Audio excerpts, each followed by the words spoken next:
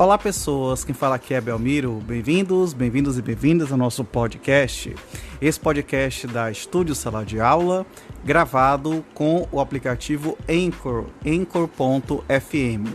Então recomendo, se vocês quiserem acompanhar melhor nos podcasts, também produzir o seu próprio podcast, grave com o Anchor, em que você não tem que pagar nada e também não tem limite de armazenamento.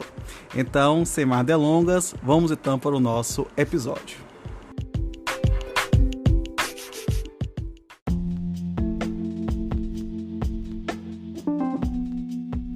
Capítulo 6. Disposições finais.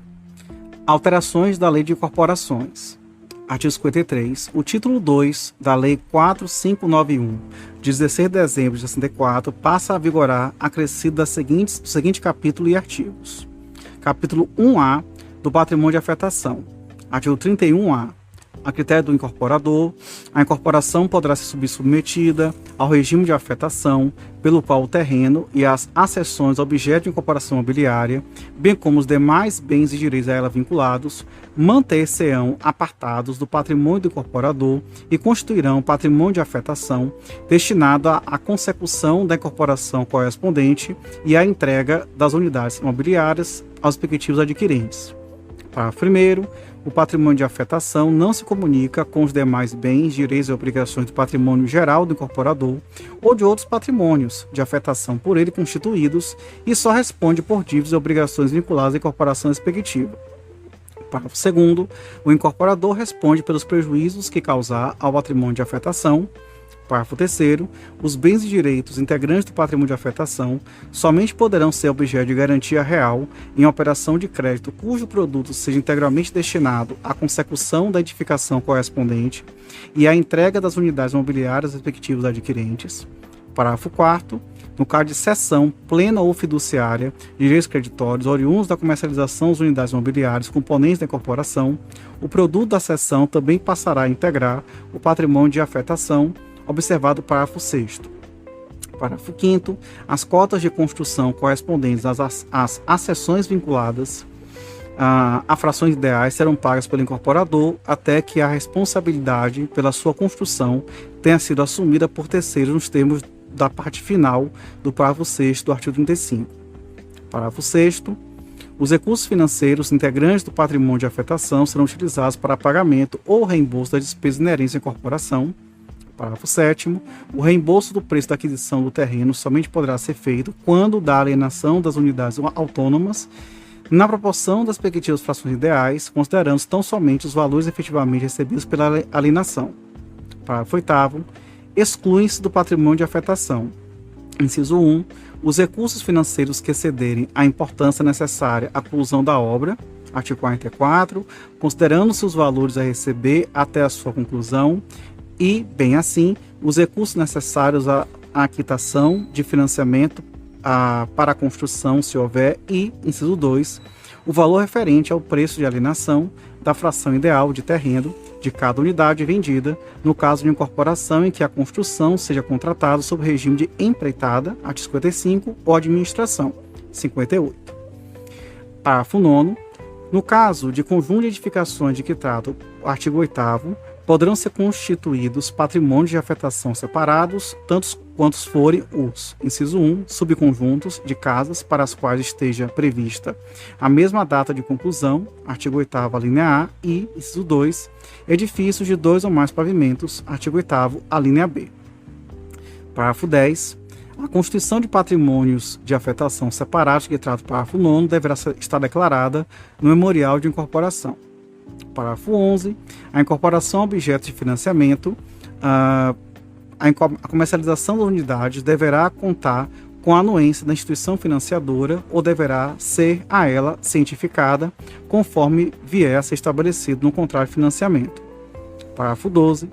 A contratação de financiamento e constituição de garantias, inclusive mediante transmissão para o credor da propriedade fiduciária, de direitos creditórios decorrentes da comercialização das unidades não implicam a transferência para o credor de nenhuma das obrigações ou responsabilidades do cedente, do incorporador ou do construtor, permanecendo estes como o único responsável pelas obrigações e pelos deveres que lhes são imputáveis. Artigo 31b. Considera-se constituído o patrimônio de afetação mediante averbação, a qualquer tempo, no registro de imóveis, de termo firmado pelo incorporador e, quando for o caso, também pelos titulares de direitos reais de aquisição sobre o terreno. Parágrafo único. A averbação não será obstada pela existência de ônus reais que tenham sido constituídos sobre o imóvel objeto da incorporação para garantia do pagamento do preço de sua aquisição ou do cumprimento de obrigação de construir o empreendimento. Artigo 31c. A comissão de representantes à instituição financiadora de construção poderão nomear às suas expensas pessoa física ou jurídica para fiscalizar e acompanhar o patrimônio de afetação. Parágrafo 1º. A nomeação que se refere ao caput não transfere para o nomeante qualquer responsabilidade pela qualidade da obra, pelo prazo de entrega do imóvel ou por qualquer outra obrigação decorrente da responsabilidade do incorporador ou do construtor, seja legal ou oriunda dos contratos de alienação das unidades imobiliárias, de construção e de outros contratos eventualmente vinculados à incorporação. Parágrafo 2º. A pessoa que, em decorrência do exercício de fiscalização de que trata o caput deste artigo, obtiver acesso às informações comerciais, tributárias de qualquer outra natureza referentes ao patrimônio afetado, responderá pela falta de zelo, dedicação e sigilo dessas informações. Parágrafo 3º. A pessoa nomeada pela instituição financiadora poderá fornecer cópia de seu relatório ou parecer à comissão de representantes a requerimento desta, não constituindo este fornecimento quebra de sigilo de que trata o parágrafo 2º deste artigo. Artigo 31d. Incumbe ao incorporador, inciso 1, promover todos os atos necessários à boa administração e à preservação do patrimônio de afetação, inclusive mediante a adoção de medidas judiciais. Inciso 2, manter apartados os bens e direitos objeto de cada incorporação.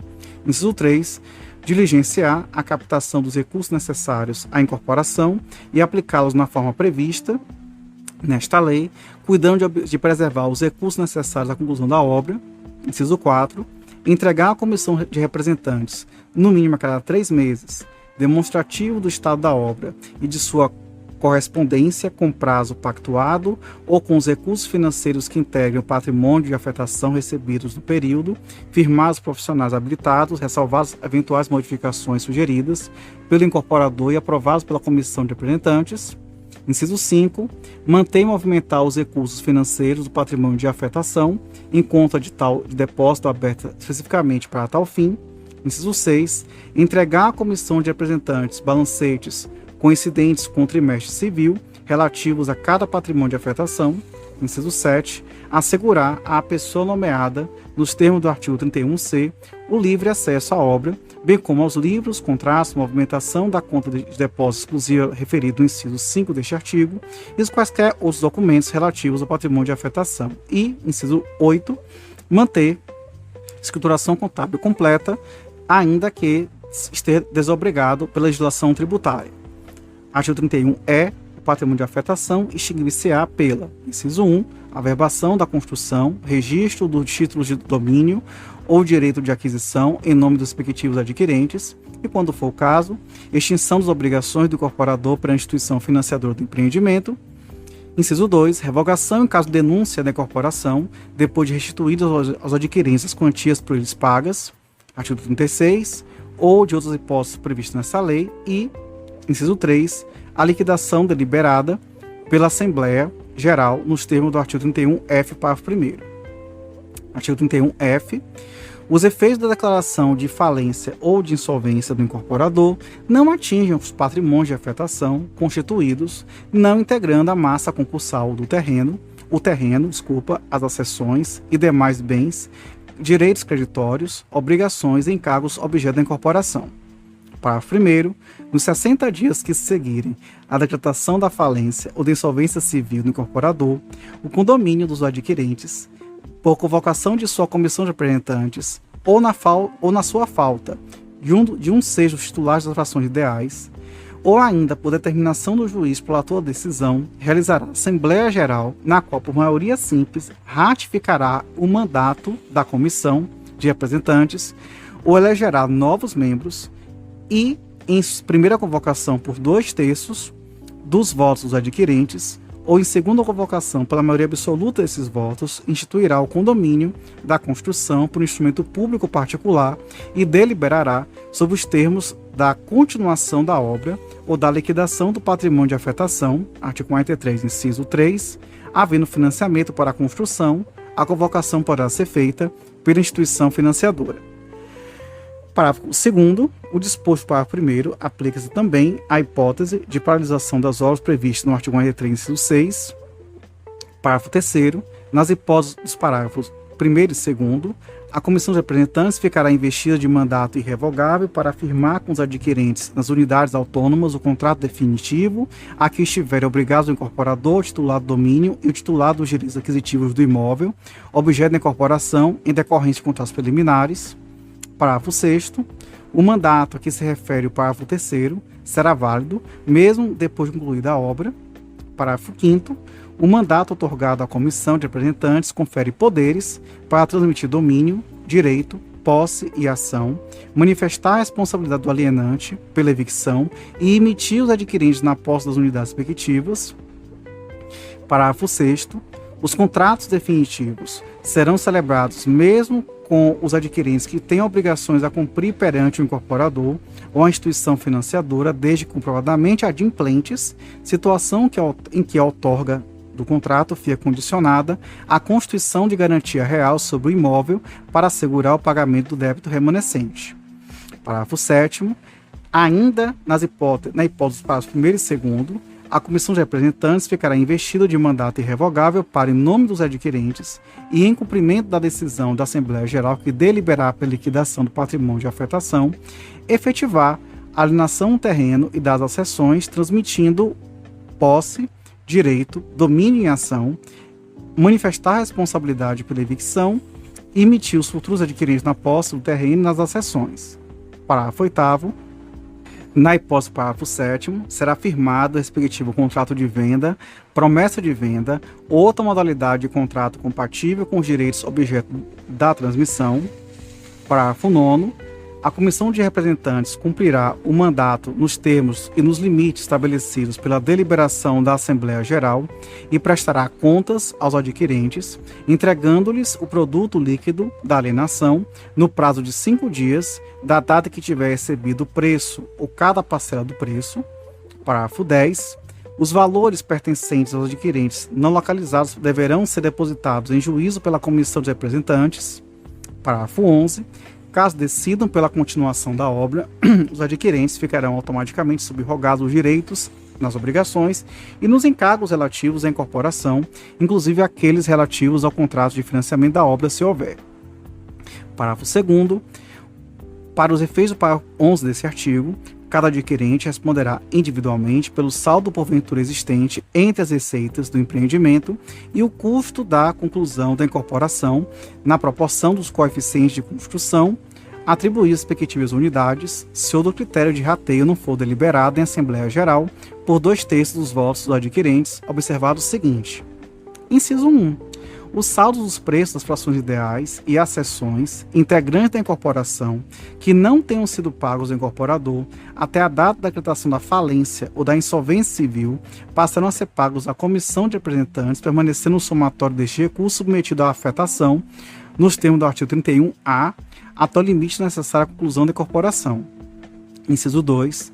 Para o cumprimento do seu encargo de administrador da incorporação, a Comissão de Representantes fica investida de mandato legal em caráter irrevogável para, em nome do incorporador ou do condomínio de construção, conforme o caso, receber as parcelas do saldo do preço e da arquitação, bem como promover as medidas extrajudiciais ou judiciais necessárias a esse recebimento, praticando todos os atos relativos ao leilão de que trata o artigo 63, ou os atos relativos à consolidação da propriedade e ao leilão, que tratam os artigos 26 e 27 da Lei 9514, de 20 de novembro de 97, devendo realizar a garantia e aplicar na incorporação todo o produto do recebimento do saldo do preço do leilão. Inciso 3. Consideram-se receitas do empreendimento os valores os valores a receber, valores da parcela a receber, vincendas e vencidas e ainda não pagas de cada adquirente, correspondentes ao preço de aquisição das respectivas unidades ou ao preço de custeio de construção, bem como os recursos disponíveis afetados e, inciso 4, compreendem-se no custo de conclusão da incorporação todo o custeio de construção do edifício e a averbação da construção das edificações para efeito de individualização e discriminação das unidades nos termos do artigo 44. Parágrafo 3º, havendo saldo positivo entre as receitas de incorporação e o custo da conclusão da incorporação, o valor correspondente a este saldo deverá ser entregue à massa falida pela comissão de representantes. Parágrafo 14. Para assegurar as medidas necessárias ao prosseguimento das obras ou à liquidação do patrimônio de afetação, a comissão de representantes, no prazo de 60 dias, a contar de realização da Assembleia Geral, de que trata o parágrafo 1º, promoverá em leilão público, com observância dos critérios estabelecidos no artigo 63, a venda das frações ideais e respectivas acessões até a decretação da falência ou insolvência não tiverem sido alienadas pelo incorporador. Parágrafo 15. Na hipótese de que trata o parágrafo 14, o arrematante ficará subrogado na proporção atribuível à fração e às cessões adquiridas, dos direitos e das obrigações relativas ao empreendimento, inclusive nas obrigações de eventual financiamento e, em se tratando da hipótese do artigo 39 desta lei, das obrigações perante o proprietário do terreno. Parágrafo 16. Dos documentos para anúncio da venda de que trata o parágrafo 14 e, bem assim, do inciso 3 do artigo 43, constarão o valor das acessões não pagas pelo incorporador, artigo 35, parágrafo 6º, e o preço da fração ideal do terreno e suas acessões, artigos 40 e 41. Parágrafo 17.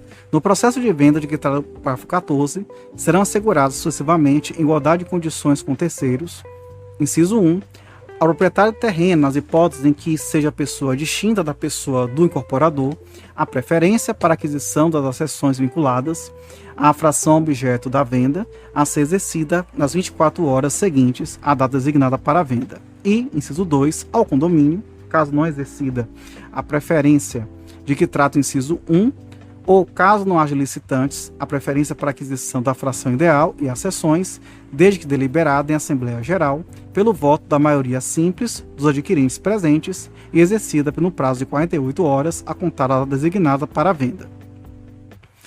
Parágrafo 18. Realizada a venda prevista no parágrafo 14, incumbirá a comissão de representantes sucessivamente, nos 5 dias a que seguirem ao vencimento do preço, inciso 1, pagar as obrigações trabalhistas, previdenciárias e tributárias, vinculadas ao respectivo patrimônio de afetação, observada a ordem de preferência prevista na legislação, em especial disposto no artigo 186 do Código Tributário Nacional.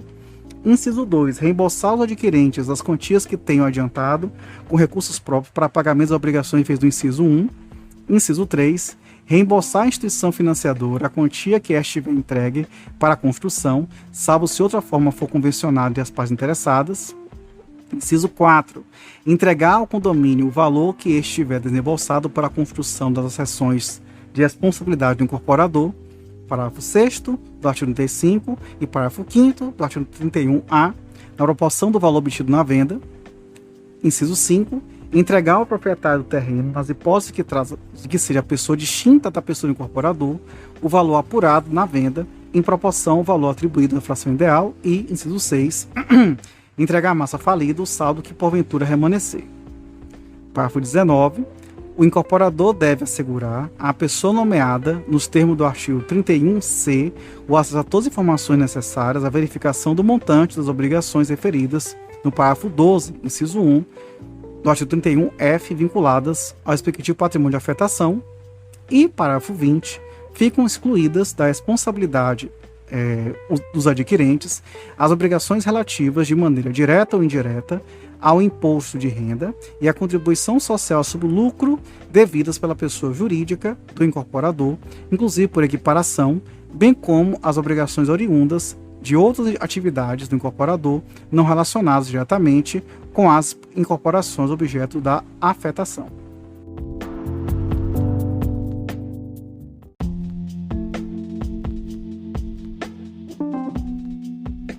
Artigo 54.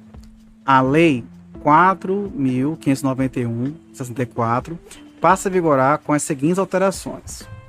Artigo 32. Parágrafo 2º. Os contratos de compra e venda, promessa de venda, cessão, promessa de cessão de unidades autônomas são irretratáveis e, uma vez registrados, conferem direito real oponível a terceiros, atribuindo direito à adjudicação compulsória perante o incorporador ou a quem suceder, inclusive na hipótese de insolvência posterior ao término da obra. Também houve alteração no artigo 43 da mesma lei, só que no inciso 7, que fala assim: em caso de insolvência do incorporador que tiver optado pelo regime de afetação e não sendo possível a maioria prosseguir na construção, a Assembleia Geral poderá, pelo voto de 2/3 dos adquirentes, deliberar pela venda do terreno, das accessões e demais bens e direitos integrantes do patrimônio de afetação, mediante leilão ou outra forma que estabelecer, contribuindo entre si na proporção dos recursos que comprovadamente tiverem aportado o resultado líquido da venda, depois de pagas as dívidas do patrimônio de afetação e deduzido e entregue ao proprietário do terreno a quantia que couber nos termos do artigo 40, não se obtendo na venda a reposição dos aportes efetivados pelos adquirentes, reajustado na forma da lei e de acordo com os critérios do contrato celebrado com o incorporador, os adquirentes serão credores privilegiados pelos valores da diferença não reembolsada, respondendo subsidiariamente os bens pessoais do incorporador. Também teve alteração no artigo 50, que no caput a redação agora é assim: será designada no contrato de construção ou eleita em Assembleia Geral uma comissão de representantes composta de 3 membros, pelo menos, escolhidos entre os adquirentes para representá-los perante o construtor ou, no caso do artigo 43, ao incorporador, em tudo que interessar ao bom andamento da incorporação e, em especial, perante terceiros para praticar os atos resultantes da aplicação dos artigos 31A a 31F. Depois tem alteração no próprio artigo 50, no parágrafo 2º, que diz: a Assembleia Geral poderá, pela maioria absoluta dos votos dos adquirentes, alterar a composição da comissão de representantes e revogar qualquer de suas decisões, ressalvados os direitos de terceiros, com os efeitos já produzidos.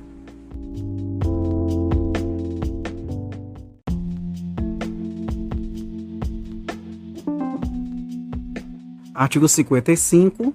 A seção 14 da Lei 4.728, de 14 de julho de 1965, passa a vigorar com a seguinte redação: seção 14. Alienação fiduciária em garantia do âmbito do mercado financeiro de capitais. Artigo 66b. O contrato de alienação fiduciária celebrado no âmbito do mercado financeiro e de capitais, bem como em garantia de créditos fiscais e previdenciários, deverá conter, além dos requisitos do Código Civil, a taxa de juros, a cláusula penal, o índice de atualização monetária, se houver, e as demais comissões e encargos. Parágrafo 1º. Se a coisa objeto de propriedade fiduciária não se identifica por números, marcas e sinais no contrato de alienação fiduciária, cabe ao proprietário fiduciário o ônus da prova contra terceiros da identificação dos bens do seu domínio que se encontram em poder do devedor. Parágrafo 2º. O devedor que alienar ou der em garantia a terceiros, coisa que já alienaram fiduciariamente em garantia, ficará sujeito à pena prevista no artigo 171, parágrafo 2º, inciso 1 do Código Penal. Parágrafo 3º. É admitida a alienação fiduciária de coisa fungível e a cessão fiduciária de direitos sobre coisas móveis, bem como de títulos de crédito, hipóteses em que, salvo disposição em contrário, a posse direta e indireta do bem, objeto de propriedade fiduciária, ou do título representativo do direito ou do crédito é atribuída ao credor, que, em caso de inadimplemento ou mora da obrigação garantida, poderá vender a terceiros o bem objeto da propriedade fiduciária, independentemente de leilão, asta pública ou qualquer outra medida judicial ou extrajudicial, devendo aplicar o preço da venda no pagamento do seu crédito e nas despesas decorrentes da realização da garantia, entregando ao devedor o saldo, se houver, acompanhado do demonstrativo da operação realizada. Parágrafo 4º. No tocante à cessão fiduciária de direitos sobre coisas móveis ou sobre títulos de crédito, aplica-se também o disposto nos artigos 18 a 20 da Lei 9.514, de 20 de novembro de 1997. Parágrafo 5º. Aplicam-se à alienação fiduciária e à cessão fiduciária de que trata essa lei os artigos 1421, 1425, 1426, 1435, 1436 do Código Civil. Parágrafo 6º. Não se aplica à alienação fiduciária e à cessão fiduciária de que trata essa lei o disposto no artigo 644 do Código Civil.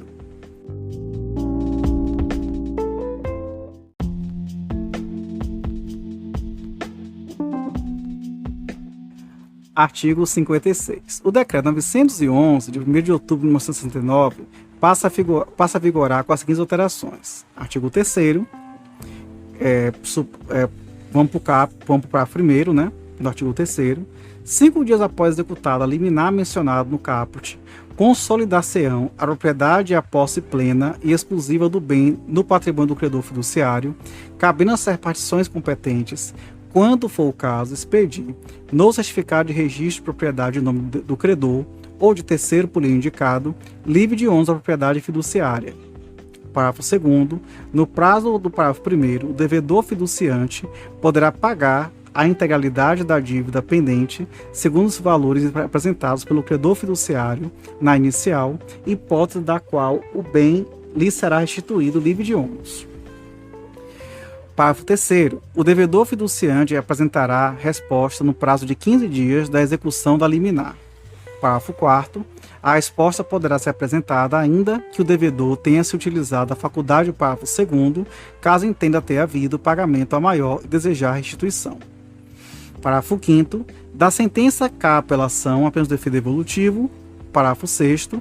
Da sentença que decretar a improcedência da ação de busca e apreensão, o juiz condenará o credor fiduciário ao pagamento de multa em favor do devedor fiduciante, equivalente a 50% do valor originalmente financiado, devidamente atualizado, caso o bem já tenha sido alienado. Parágrafo 7º. A multa mencionada no parágrafo 6º não exclui a responsabilidade do credor fiduciário por perdas e danos. Parágrafo 8º. A busca e apreensão prevista no presente artigo constitui processo autônomo e independente de qualquer procedimento administrativo. E temos a modificação no artigo 8º-A, que diz: o procedimento judicial disposto neste decreto-lei aplica exclusivamente às hipóteses da seção 14 da Lei 4728, de 14 de julho de 1965, ou quando o ônus da propriedade fiduciária tiver sido constituído para fins de garantia de débito fiscal ou previdenciário.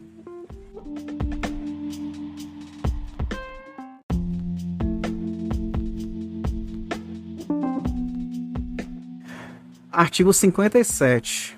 A Lei 9.514, de 97, passa a vigorar com as seguintes alterações. Artigo 5º, vamos para o parágrafo 2º, que diz: as operações de comercialização de imóveis com pagamento parcelado, de arrendamento mercantil de imóveis e de financiamento imobiliário em geral poderão ser pactuadas as mesmas condições permitidas para as entidades autorizadas a operar no sistema financeiro, no SFI, desse Sistema Financeiro de Imóveis. Também da alteração no artigo 8º, que tem o inciso 1, que vai dizer assim: a identificação do devedor e o valor nominal de cada crédito que lastreia a emissão com a individualização do imóvel a que seja vinculada e a indicação do cartório de registro de imóveis em que esteja registrada a respectiva matrícula, bem como a indicação do ato pelo qual o crédito foi cedido.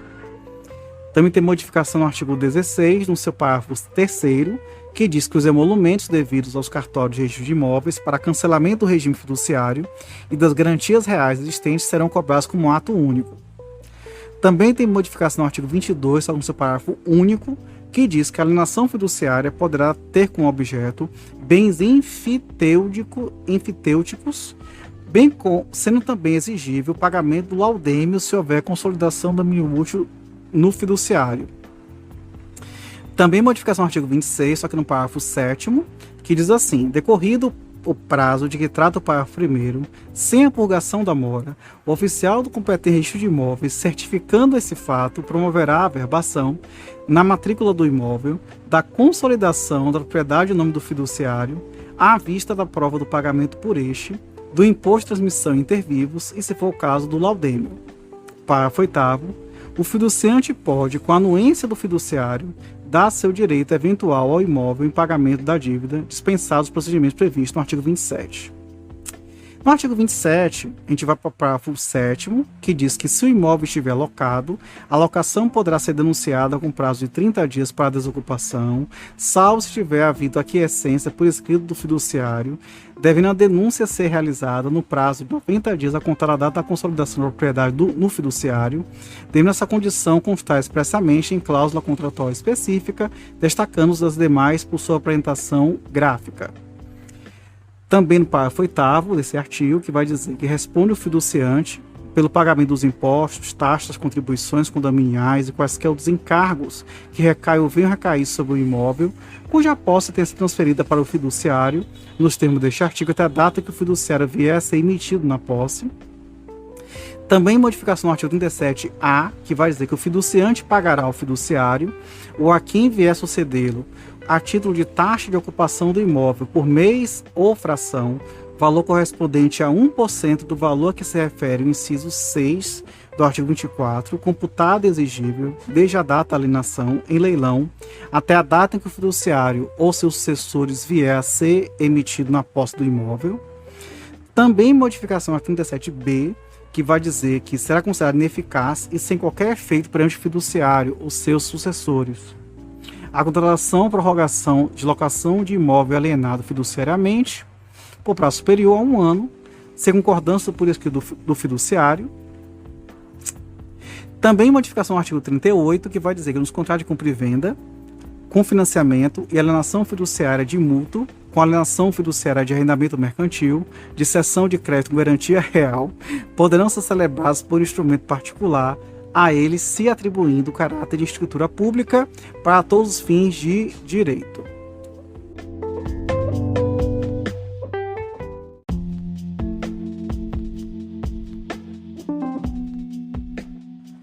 Temos alterações agora no Código Civil, artigo 58, vai dizer assim: o Código Civil passa a vigorar com as seguintes alterações.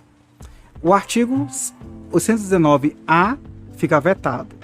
O artigo 1331, indo para o parágrafo 3º, diz que a cada unidade imobiliária caberá, como parte inseparável, uma fração ideal no solo e nas outras partes comuns que será identificada na forma decimal ou ordinária no instrumento de instituição do condomínio.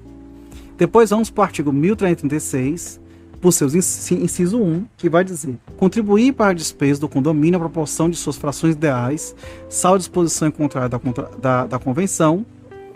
O parágrafo 1º fica vetado. Depois vamos para o artigo 1351, que diz que depende da aprovação de 2/3 dos votos dos condôminos, a alteração da convenção, a mudança da destinação do edifício ou da unidade imobiliária, depende da aprovação pela unanimidade. Vou falar de novo, tá? Depende da aprovação de 2/3 dos votos dos condôminos, a alteração da convenção. E temos também a mudança da destinação do edifício ou da unidade imobiliária depende da aprovação pela unanimidade dos condôminos.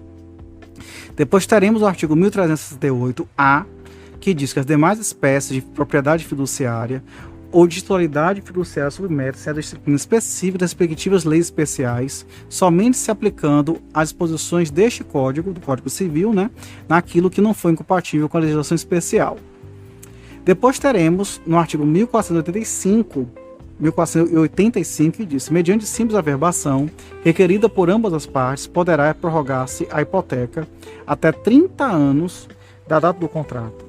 Desde que perfaça esse prazo, só poderá subsistir o contrato de hipoteca, reconstituindo-se por novo título e novo registro. E, nesse caso, lhe será mantida a precedência que então lhe competir.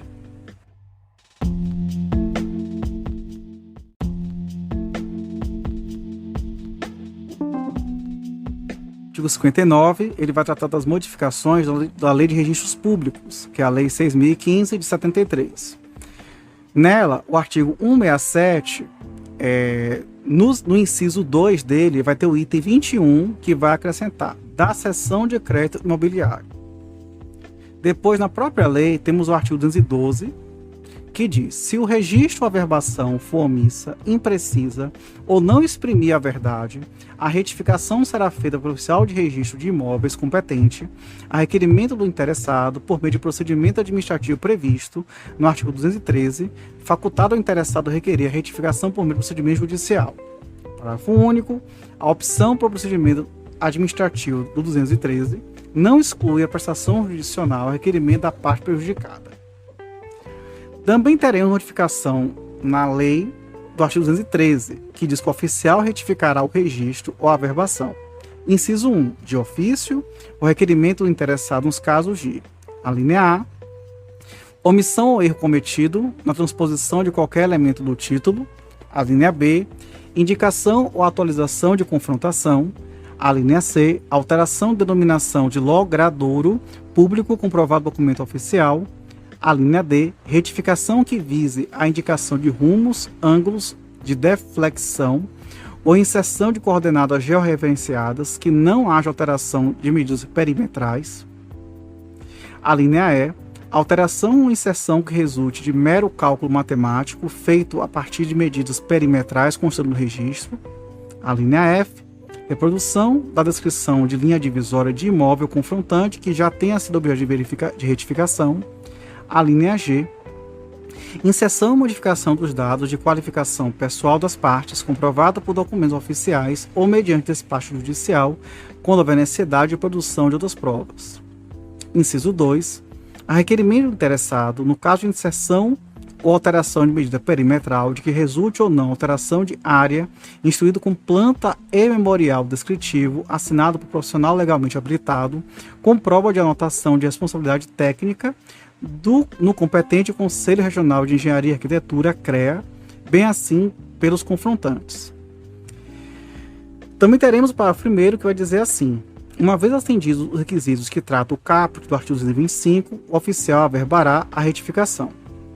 Parágrafo 2º. Se a planta não contiver assinatura de algum confrontante, este será notificado pelo oficial de registro de imóveis competente a requerimento do interessado para se manifestar em 15 dias, promovendo-se a notificação pessoalmente ou pelo correio, com apercebimento, ou ainda por solicitação do oficial de registro de imóveis pelo oficial de registro de títulos e documentos na comarca da situação do imóvel ou domicílio de quem deva recebê-lo. Parágrafo 3º. A notificação será dirigida ao endereço do confrontante, constante no registro de imóveis, podendo ser dirigida ao próprio imóvel contíguo ou àquele fornecido pelo requerente.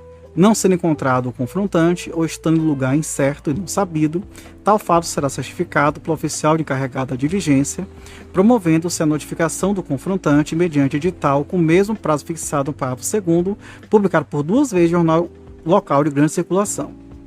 Parágrafo 4º. Presumir-se-á a anuência do confrontante que deixar de apresentar a impugnação no prazo da notificação. Parágrafo 5º. Fim do prazo sem impugnação, o oficial averbará a retificação requerida. Se houver impugnação fundamentada por parte de algum confrontante, o oficial intimará o requerente e o profissional que houver assinado a planta e o memorial, a fim de que no prazo de 5 dias se manifeste sua impugnação. Parágrafo 6º. Havendo impugnação e se as partes não tiverem formalizado a transação amigável para solucioná-la, o oficial remeterá o processo ao juiz competente, que decidirá de plano ou após instrução sumária, salvo se a controvérsia versar sobre o direito de propriedade de alguma das partes, hipótese em que remeterá o interessado para as vias ordinárias. Parágrafo 7º. Pelo mesmo procedimento previsto nesse artigo, poderão ser apurados os remanescentes de áreas parcialmente alienadas, caso em que serão considerados como confrontantes tão somente os confinantes das áreas remanescentes. Parágrafo 8º. As áreas públicas poderão ser demarcadas ou ter seus registros retificados pelo mesmo procedimento previsto nesse artigo, desde que constem no registro ou sejam logradouros devidamente averbados. Parágrafo 9º.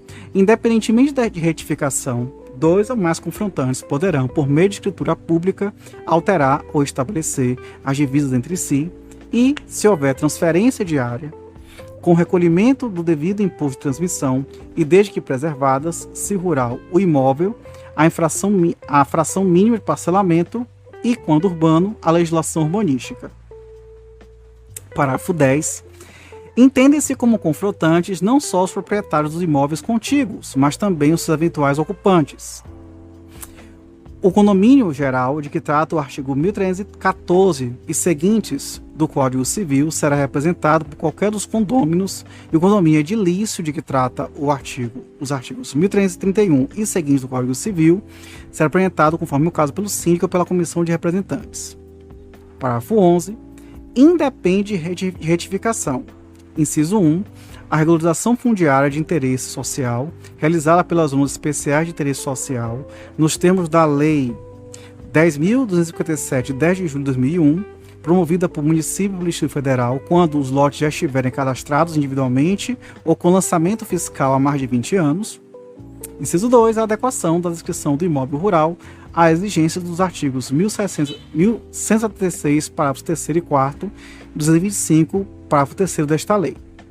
Parágrafo 12. Poderá o oficial realizar diligência no imóvel para constatação de sua situação em face dos confrontantes e localização na quadra. Parágrafo 13. Não havendo dúvida quanto à identificação do imóvel, o título anterior à retificação poderá ser levado a registro, desde que requerido pelo adquirente, promovendo-se o registro em conformidade com a nova descrição. Parágrafo 14.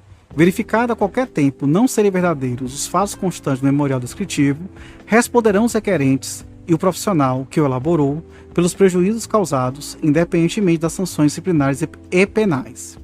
Parágrafo 15. Não são devidos custas ou emolumentos notariais ou de registro decorrentes de regularização fundiária de interesse social a cargo de administração pública. Também tem modificação dessa mesma lei de registros públicos no artigo 214, que falou assim. 214 vai para o parágrafo 1º, que diz: a nulidade será decretada depois de ouvidos os atingidos. Parágrafo 2º. A decisão tomada no caso do parágrafo 1º caberá apelação, da decisão caberá apelação, ou agravo conforme o caso. Parágrafo 3º. Se o juiz entender que a superveniência de novos registros poderá causar danos de difícil reparação, poderá determinar de ofício a qualquer momento, ainda que sem oitiva das partes, o bloqueio da matrícula do imóvel. Parágrafo 4º. Bloqueada a matrícula, o oficial não poderá mais nela praticar qualquer ato, salvo com autorização judicial, permitindo-se, todavia, aos interessados a pré-anotação de seus títulos, que ficarão com prazo prorrogado até a solução do bloqueio. Parágrafo 5º. A nulidade não será decretada se atingir terceiro de boa-fé que já tiver preenchido as condições de uso capião de imóvel.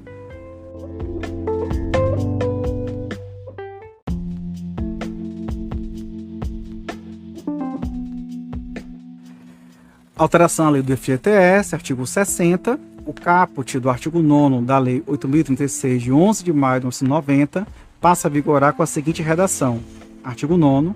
As aplicações com recurso do FGTS poderão ser realizadas diretamente pela Caixa Econômica Federal e pelos demais órgãos integrantes do Sistema Financeiro de Habitação, SFH, exclusivamente segundo os critérios fixados pelo Conselho Curador do FGTS, em operações que preenchem os seguintes requisitos.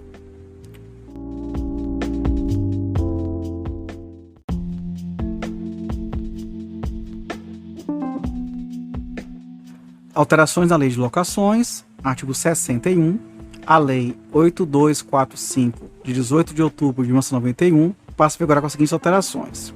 Artigo 32, vamos para o parágrafo único, que diz: nos contratos firmados a partir de 1º de outubro de 2001, o direito de preferência que trata esse artigo não alcançará também os casos de constituição de propriedade fiduciária e de perda da propriedade ou venda por quaisquer forma de realização de garantia, inclusive mediante leilão extrajudicial, devendo essa condição constar expressamente em cláusula contratual específica, destacando-se das demais por sua apresentação gráfica.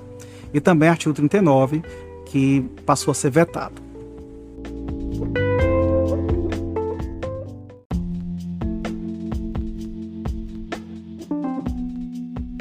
Consta também aqui alterações na lei que protege títulos e documentos de dívida. Porém, o artigo correspondente de nossa lei matriz aqui, ele consta como vetado. Então, não teve essa alteração.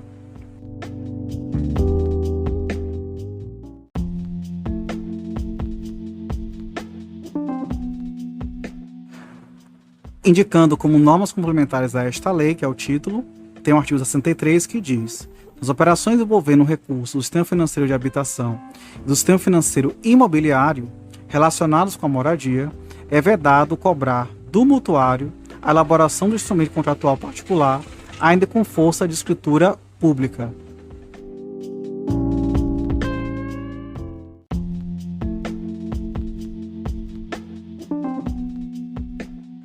Artigo 64, vetado.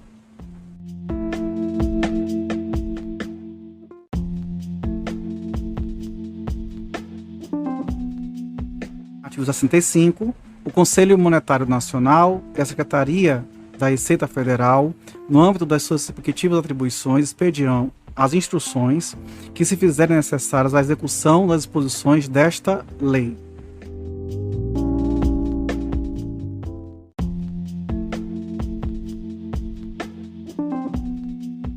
Artigo 66. Esta lei entra em vigor na data de sua publicação.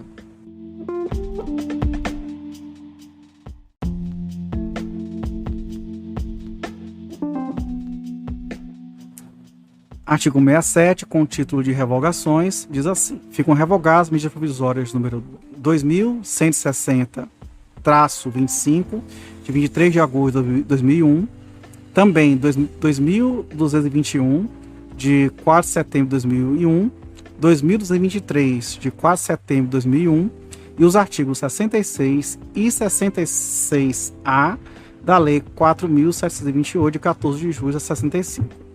Brasília, 2 de agosto de 2004, Luiz Inácio Lula da Silva, presidente.